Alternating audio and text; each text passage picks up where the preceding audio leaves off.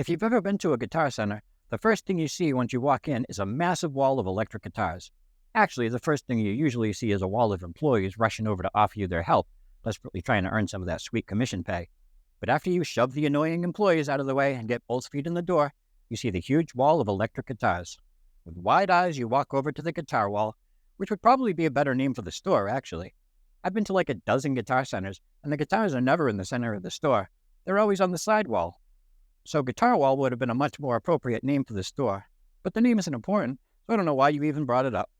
Determined to find an electric guitar you like enough to take home with you, you gaze up at the guitar wall in awe. There are dozens, if not hundreds, of options. Choices, choices. You see several guitars that you want to try playing, but don't know where to begin. But when you notice the price tags on the guitars up on the top row, you quickly realize that you won't be beginning or ending there.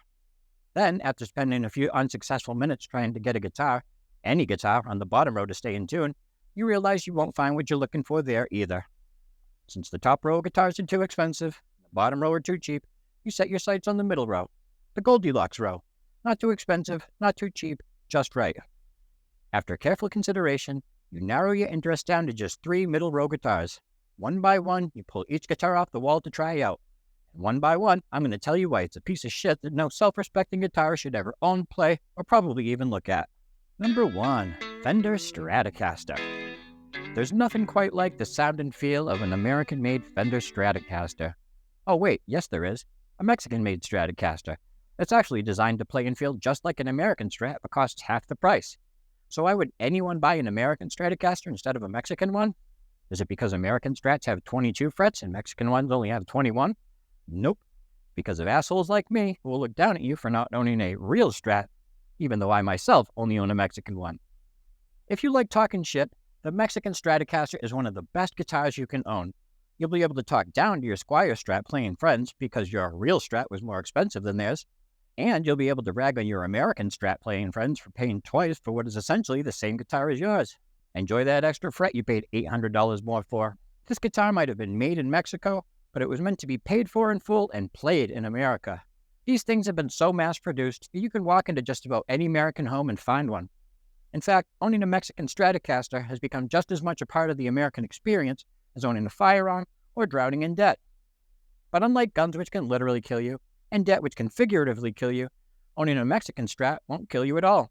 Just your spirit, creativity, and chances of sounding like a skilled musician.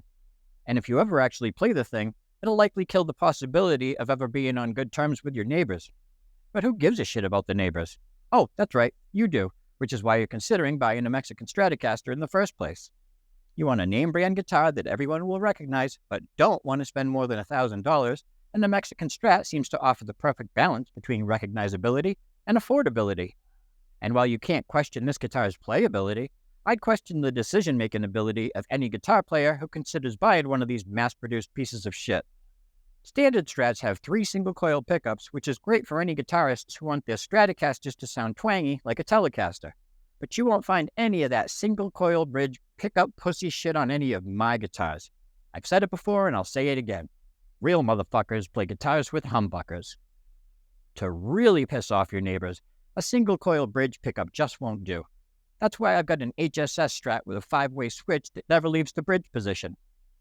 The beefy low end I get from the humbucker ensures that my neighbors can both hear and feel the palm-muted power chords I start busting out right before bedtime every night.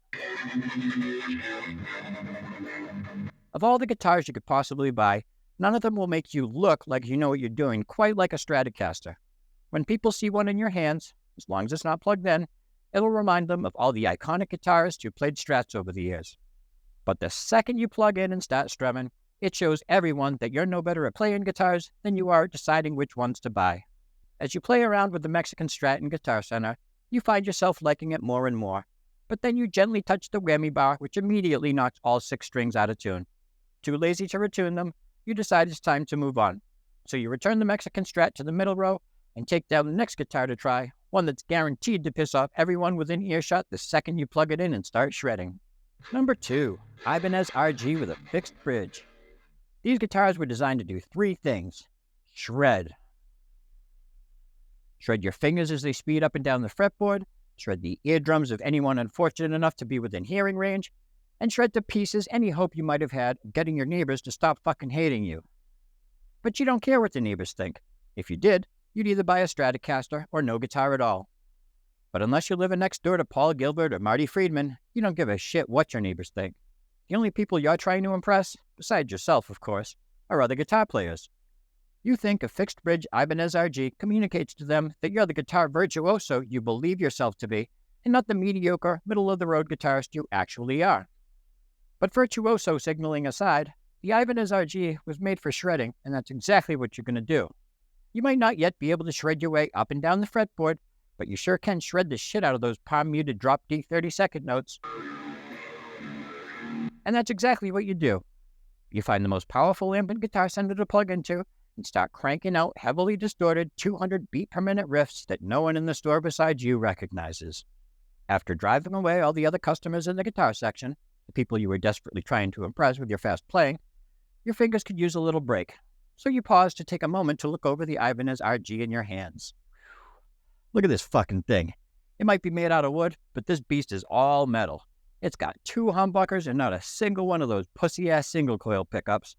And just like the Strat, the Ibanez RG comes with a beautiful decorative 5-way switch for you to never, ever, ever, ever use. How the fuck can there be 5 positions and 2 pickups? Additionally, the Ibanez RG has more frets than you know what to do with. Literally. Unlike a Mexican Strat which has 21 frets, or even an American one which has 22, this monster has 24 frets.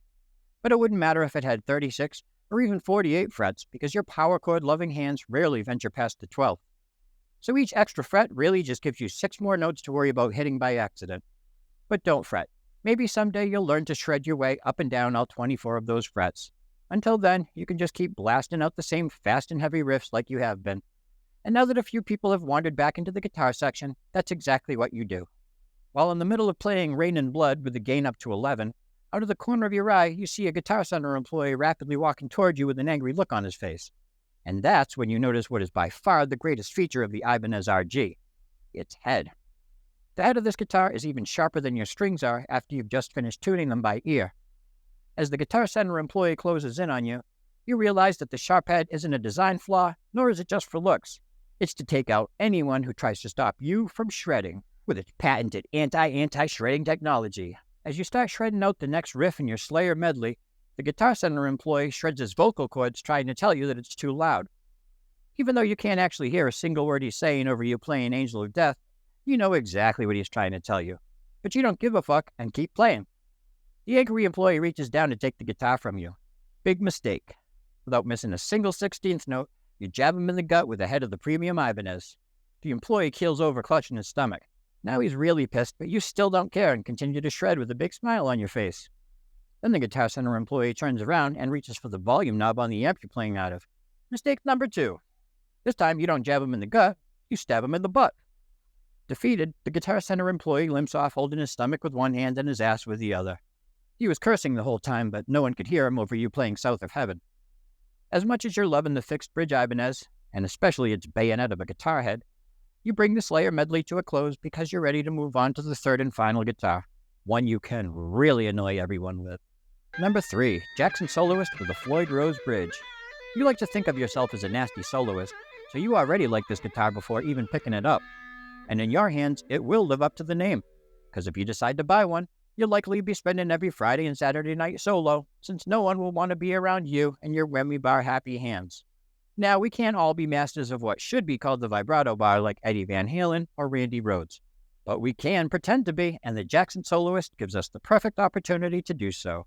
With its neck-through design, 24 frets, dual humbuckers, and especially the Floyd Rose, this guitar can both sing and shred. However, much to the dismay of all the other customers in Guitar Center, all you've been able to do is make it screech and scream.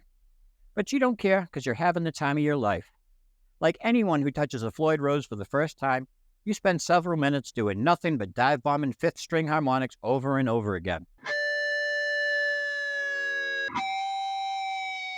Then you make the natural progression to experimenting with siren sounds for a few more minutes. Finally, you conclude your Floyd Rose fun with the last note of eruption, the only note you know out of the entire song. Much to your delight, the Jackson soloist is still perfectly in tune after manhandling the bridge for 5 minutes straight. You assume that's because you're just awesome with this guitar and not because the Jackson strings are literally bolted down so they can't go out of tune. Between the fact that this guitar stays in tune, doesn't have any of those pesky single-coil pickups, can make those fun wee-wee-wee sounds, and has a switch with only 3 positions to confuse you instead of 5 like the Ibanez RG or the Stratocaster, you've made a decision. You're going home with the Jackson soloist. And then you're coming right back to Guitar Center a few days later when you break a string and can't figure out how to even remove it from the Floyd, let alone replace and tune it. You ask the first employee you see to help you, but he's reluctant since it's the same dude you stabbed with the head of the Ibanez RG the other day. Twice. But he grudgingly agrees after you threaten to stab him with the head of the Jackson, which is almost as sharp. While the Guitar Center employee is restringing your new Jackson and setting up the Floyd Rose, you wander around the store even though he invited you to watch him work so you could learn to do it yourself. But you don't care to learn about guitar maintenance any more than you care to learn about proper playing technique or to even learn the correct names of guitar parts. All you care about right now is figuring out what's been causing all that rumbling coming from the small secluded room in the back of the store. So you make your way through the maze of guitar amps, walk past all the expensive music books no one's bought in 20 years since sheet music and tabs have become readily available online, and get to the door of the small, rumbling room. Overwhelmed with curiosity, you open it and step inside. You see a guy slapping the shit out of some strange instrument that looks just like a guitar, but only has 4 strings, no switches, a longer neck, and bigger frets, or as you mistakenly call them, a longer shaft and bigger finger thingies. Every time the guy slaps a string, your chest, along with the rest of the room, vibrates uncontrollably. It's love at first sight. Not with the dude playing, even though he is a good-looking guy with a hairline you can't help but envy a little bit. You're in love with this new magical instrument you just discovered for the first time, even though it's been in existence for over 70 years. It's far less complicated than a regular guitar, much easier to play, and has the potential to not just piss off your neighbors, but to also destroy lots of their stuff by making their shelves vibrate. And the best part? It's still technically a guitar, which means you still get to tell everyone you're a guitar player. Since Guitar Center's bass selection is much more limited than that of its electric guitars, it only takes you a minute to pick one out. You grab the cheapest 4-string that's in tune, and leave the bass room to go find the employee with your Jackson so you can return it and buy the bass instead. Unfortunately, its head isn't nearly as sharp as the Jackson's, so you can't just threaten him to do it and have to actually be somewhat polite. But he makes the exchange, and you go home with what you think is called a bass guitar. You get home eager to plug in and rock out. But since you didn't buy a bass amp, when you plug into your guitar amp, it blows out. You get pissed, kick the bass in the amp, and they get thrown out.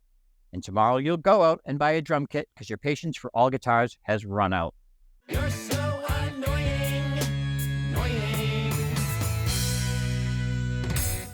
If you want to hear some of my music, all of which was recorded using the 3 guitars in this video, click the link in the description or search for this dude on Spotify, YouTube, or wherever else you go to listen to music recorded with Mexican Strats, Ibanez RGs, and Jackson soloists.